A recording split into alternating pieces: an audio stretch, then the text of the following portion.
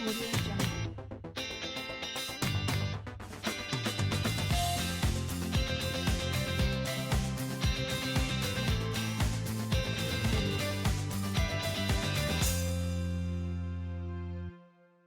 and thank you so much for joining us on this week's episode of the program. It's Lens on Maritime, where we'll bring to you all the happenings in the maritime sector. My name is Brownson, one of your hosts. On the program this week, Standard Organization of Nigeria destroys stuffed tires, fake wires, and of course some gas cylinders. Also on the program today, shippers lament arbitrary charges under GMA's watch in the Nigerian Shippers Council. Also on the program today, the National Association of Government-Approved Freight Forwarders, NAGAFF, hosts stakeholders to a town hall meeting to resolve several issues rocking the maritime sector. All right, we'll take a very quick break. We'll be back with all the details. Don't go away.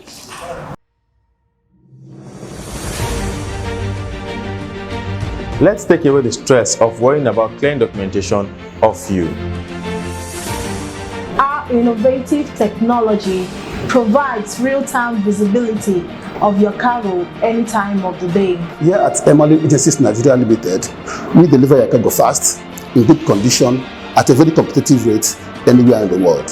You have heard it all. At NDLEA Agencies Limited, we offer the best of customs services, freight forwarding and logistics, warehousing, packaging, palletization service, consultation on import and export. Reach out to us today. NDLEA Agencies Limited, second floor of Fimo House, Plot 6 Oshodi Expressway, Sunrise Bus Stop, Apapa, Lagos. Or you can call us on 091-616-78740 or send us an email on ndleaagencies@gmail.com. NDLEA Agencies, your one-stop shop from clearance to delivery.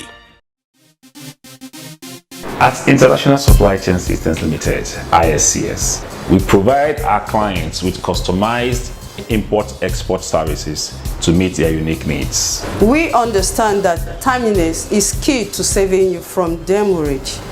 Our services include cargo clearing and consolidation shipping, cargo warehousing and storage, general import and consultancy.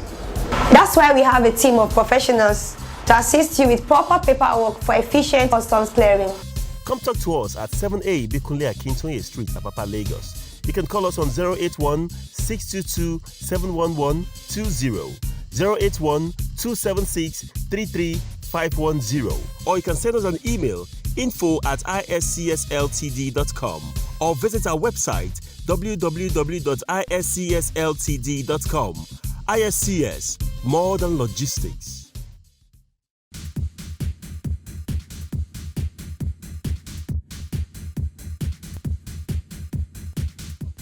Now, the days of stuffed tires and fake products in Nigerian market will soon be a thing of the past if the words of the DG of Standard Organization of Nigeria is anything to go by.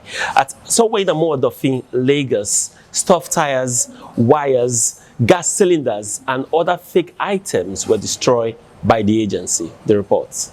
Standard Organization of Nigeria, SON, has destroyed fake and substandard product worth billions of naira after obtaining a court order against the importers of the products. Some substandard products destroyed by SON include stuffed tires, electrical cables, roofing materials, gas cylinders, and cigarettes, among others.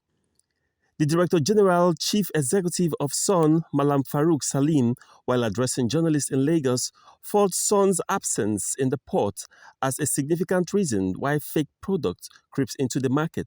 Well, I mean, we've been arguing for a long time that we need to be in the ports. All these products you're seeing behind you are products that are imported into Nigeria. They came through the ports, and they are smuggled through the ports into the country. If we are in the ports, definitely we will minimize the amount of damage done to this country. But most of these things you're seeing in the background, we capture them in the markets where they are already ready to be sold to the customer. It's something that it's not in a container at the port, we caught. It's right here in the market. So it will be wonderful, it will be much easier for our employees if we are able to be at the source of the import of these products. Other stakeholders who spoke to journalists at the venue commend Sun for their commitment to ensuring substandard products are out of the market, as they demand that the government fish out all perpetrators and bring them to book. Brownson Uwana for Lenson Maritime. Now, shippers has continued to lament Shippers Council role in protecting their interests. In this report, shippers say that the Shippers Council is a bulldog without tooth. More in this report. The arbitrary charges by shipping companies and terminal operators in Nigeria have been linked to the inability of the Nigerian Shippers Council, NSC, to regulate and control the operators. According to Nigerian Shippers Council website, one of its statutory functions is to provide a forum to protect shippers' interests on matters affecting the shipment of import and export to and from Nigeria. As a regulator, the Shippers Council is to provide guidelines on tariff settings in order to guide against arbitrariness. Some shippers and freight forwarders who bear their minds on this disturbing issue say it has lost businesses and credibility due to Nigerian Shippers Council's ineffectiveness in protecting the interest of shippers.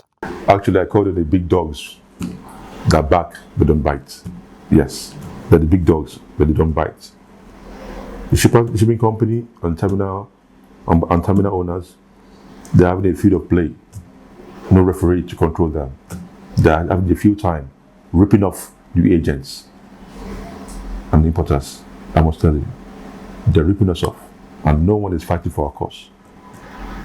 You go there to report an issue, it takes like a month, 2 months to get it treated, if it will be treated. At the end of the day, who loses? We lose time and money, and our credibility with the consignee have those goods. And I tell you, this agent doesn't know what he's doing, but you're the one fighting for them. But the time wasting affects the relationship with the customers.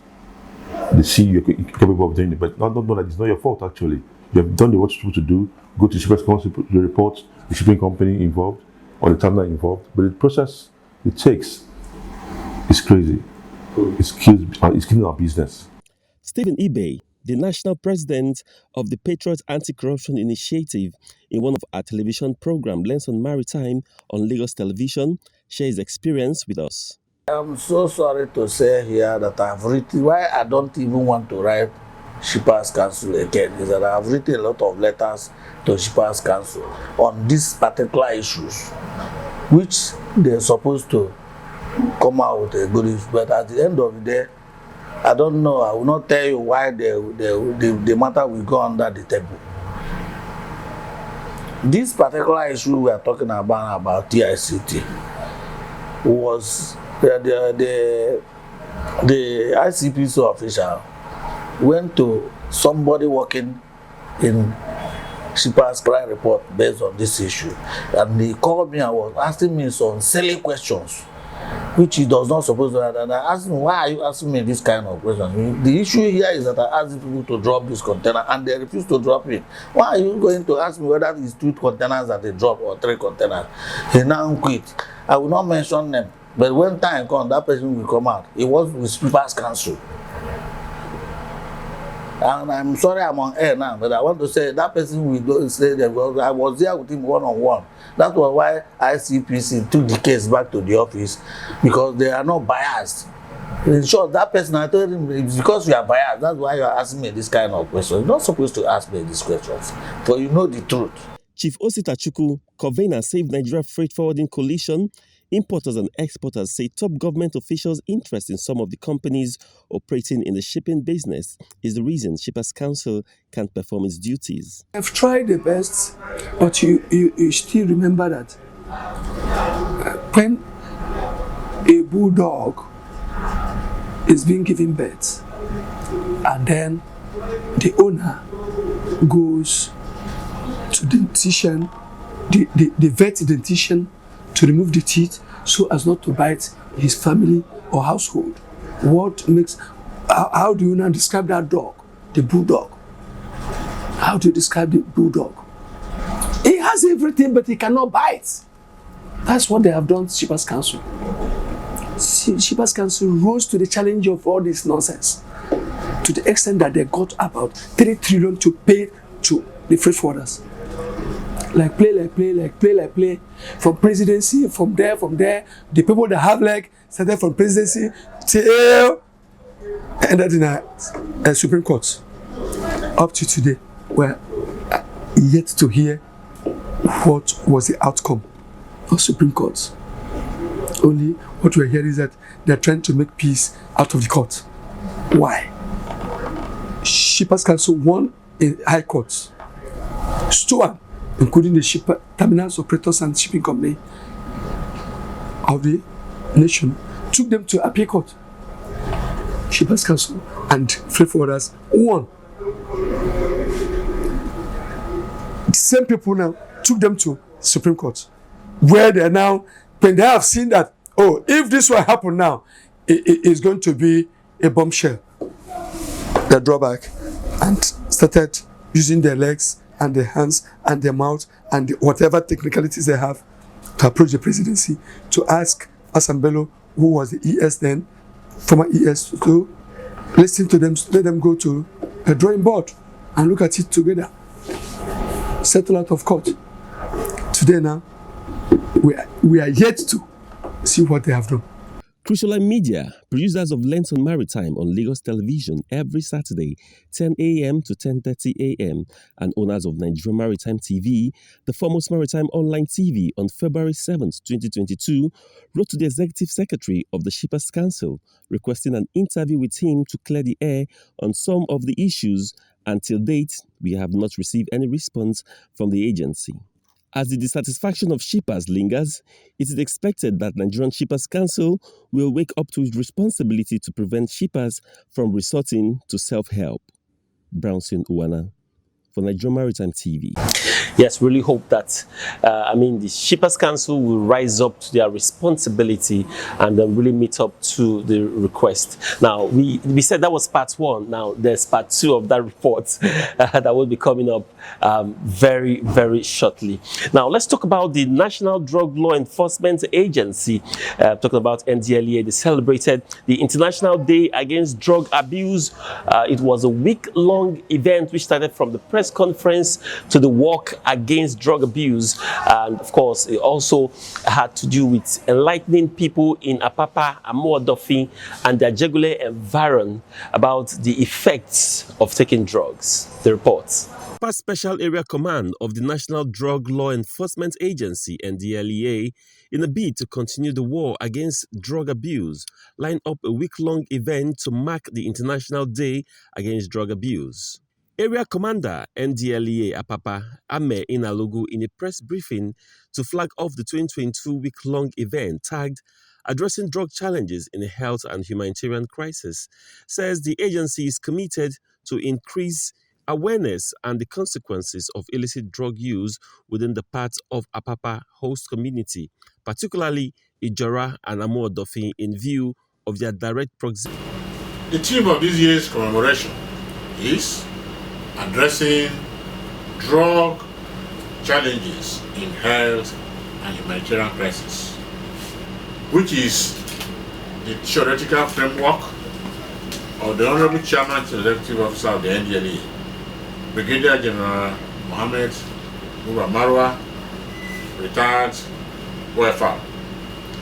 I am happy to inform you that the Apapa Port Command has seized the initiative to embark on some activities that will increase awareness and knowledge of the potential health, social, and legal consequences of illicit drug use and provide accurate information on illicit drug habituation.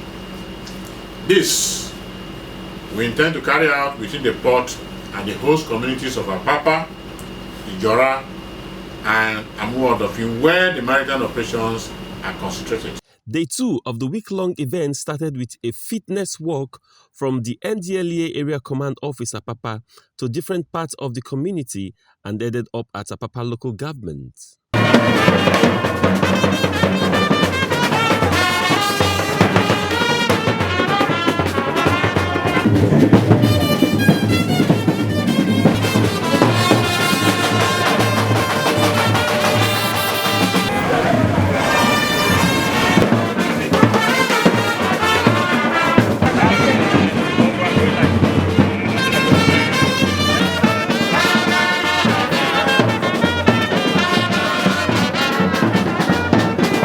Apapa Local Government Chairman Mrs. Idowu Sebanjo, while commending the efforts of NDLEA Apapa in the role in combating drug abuse and trafficking, said the council is ready to partner with the agency for greater success. We are here at the Secretariat of the Apapa Local Government, guest of Her Excellency the Chairperson. And I do not think I should have anything to say than to say thank you for welcoming us. And we want to assure you of our readiness to partner with the local government to ensure that the information on how bad drugs can be to human beings gets to the nooks and crannies of the local government. The drug issue in the country has become something that is very worrisome, especially to parents. We found out that a lot of children today, even in primary schools, are involved in drugs. We find out that a lot of hawkers on the road are selling drugs freely to these children. You have them in all forms, in sweets, in drinks, in so many ways. For the efforts that you have done or you have contributed, I know some weeks back there was a big fight arresting some of the drug lords in Apapa local government. Next will be a town hall meeting in collaboration with Apapa local government with parents in the community before hosting maritime stakeholders. All right, the National Association of Government Approved Freight Forwarders, NAGAFF, its 100% compliance team, has not relented in its bid to kick out corruption and calling for freight forwarders, shipping company, and all government agencies in the port to comply to all trades facilitation process set aside by the federal government of Nigeria to facilitate trade. Now, in a round table meeting with stakeholders, there were lots of talks between freight forwarders and stakeholders on how the industry can be better. Now, joining me at this time to throw more light on sustainable synergy with customs, shipping companies, terminal operators, and freight forwarders is the former president of National Association of Government Approved Freight Forwarders, NAGAFF, Chief Eugene Weke Jr. Doctor, thank you so much for joining us on the program at this time. Thank you, RTV. Yes. Now let's look at some of these challenges that the compliance committee of NAGAFF has been trying to hammer on compliance, and I mean, just like we saw them spoke earlier. Yeah. They are hammering on compliance, and it looks like the problem has been synergy between some of these government agencies, terminal operators, shipping company, in a round table meeting. Why? How important? Why do you think this is necessary to bring everybody together? Yeah, there's need to change the narrative.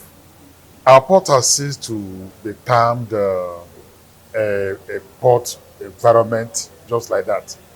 The port is now is value adding port supply chain, and the chain in it has links. Those links are stakeholders. Each link has stakeholder that make up the supply port value chain.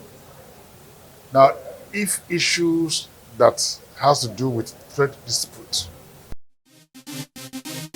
At International Supply Chain Systems Limited, ISCS, we provide our clients with customized import-export services to meet their unique needs. We understand that timeliness is key to saving you from demurrage.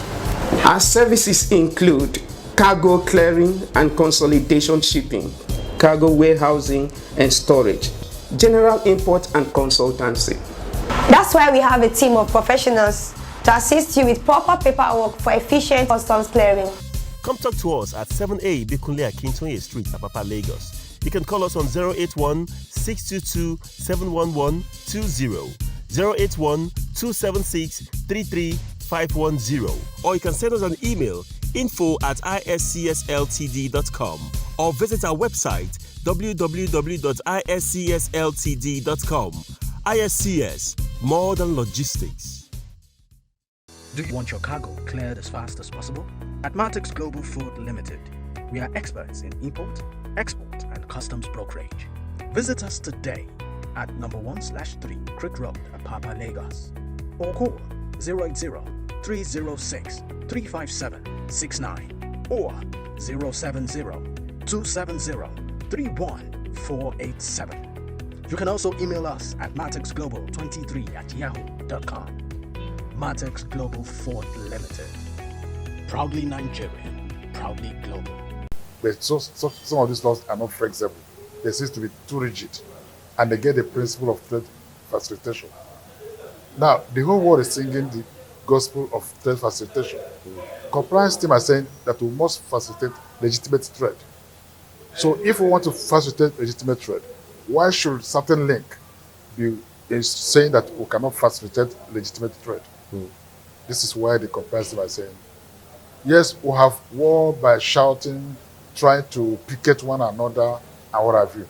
We don't achieve much with that such approach. Rather, at the end of the day, when we have pick on each other, we still try to come back to resolve the issue.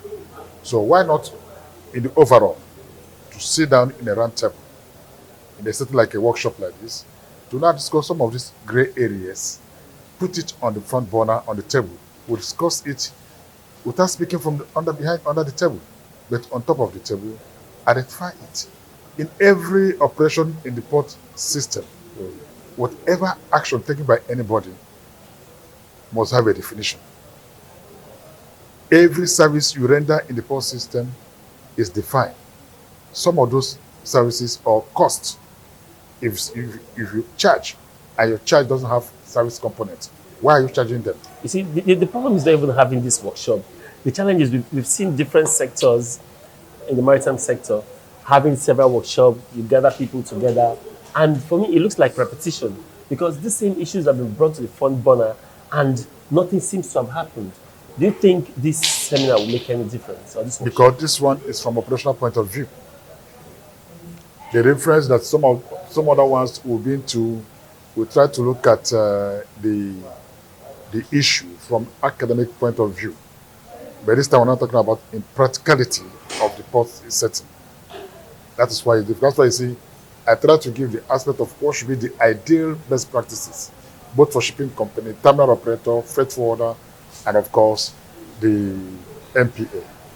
Now, that is international best practices. Now, what are we having here? Shippers Capital is trying to evolve what we call operational practices procedure, standard procedure. Yes, if you have such procedure, what are the indicators for them to thrive? At what point are they becoming practicable? Somebody is supervised those things that have been submitted as operational standard procedure. Are they practicably there? The context of operational point of view. So those who are in the operational base, and I say what we are seeing from the letter or written or computed as operational procedure is not what we are seeing in the reality of in the practicality. So what I'm now saying, if there is need to leave this issue of practicality or whatever you have written, and let's face this issue, so to have a seamless cargo operation and integration. That's what we try to do. We politicize what shouldn't be politicized. This is one industry that is technically driven in all aspects. Politicking and in administration in Abuja. Operational, some of the things we do here shouldn't be. And that's why we never find our earnings together. We are losing out in so many areas. Aren't you ashamed and surprised that the Minister of Transport came to find out, for the very first time, as his journalist snapping that area, spot area that is that have been damaged in Tinker. It has been there. Has there not been any concession agreement to that effect? What is the role of what role does the terminal operator play in terms of maintaining the key apron? What is MPA role there? These things are defined in the contract agreement. So why is that still there? You said that the facility has decayed, it has aged, and what have you, and that the palliative can no longer handle it. Dr. Eugene, time. So, I mean, discussion like this should be a whole episode, the whole 30 minutes should. Well, unfortunately, because I stay in Badagry, I hardly come out for studio. I've received so many calls, but I can't really help it. Especially you catch me in an environment like this, in a function. Yes. I have gone out, even because you have been system. Thank you so much. You started setting your audition. I have dropped out immediately. I know where I'm coming from. Thank you so but much. But the issue is that we must address critical issues in the industry. There's no point making us look as if maybe Nigeria port is quite different. Go to other parts of the world. For Christ, crying out loud, are we not we're a major regional port city? Yeah. The west and central sub-region looking up to us. But we've spread out. Wow. Today, our transshipment hub have left Nigeria. Togo, Rome, is now a transshipment hub more than Nigeria. Wow. And somebody is telling us that, yes, port congestion, that because of border closure, there was pressure on the port. Why did we close the border in the first instance? It's a discussion for another day. I mean, Dr. Eugene, you avail us your time. Sometimes maybe next week or two. Let's have this discussion again. Thank you so much for coming on the program today. All right, thank you very much. I appreciate the little time. All right, we were in a very deep conversation with the former president of NAGAFF, Eugene Nweke Jr. I mean, his wisdom and knowledge in this industry is really second to none. Now, with that, the wrap on the program today. Thank you so much for being a part of it. Now, don't forget, first of all, I want to appreciate all those that have been sending us WhatsApp messages. We read those messages and we are very happy. Now, there have been some, issues raised in some of those WhatsApp messages. We will get people to talk about those issues, and solutions definitely would be coming from some of those your WhatsApp messages. And also, don't forget to follow us on all our social media platforms currently displaying on your screen right now. You can also go to our YouTube channel. It's Nigeria Maritime TV on YouTube. You can watch our previous content. And it's very important to follow us on our YouTube, because that's where breaking news drops every day. If you're a maritime practitioner, you're an importer, exporter, you are a businessman or woman, and you have not subscribed to our YouTube channel, you are missing a lot. So go there right now. It's Nigeria Maritime TV on YouTube. Subscribe. My name is Brownson Uwana. Thank you so much for watching. Until we meet again next week, please stay safe.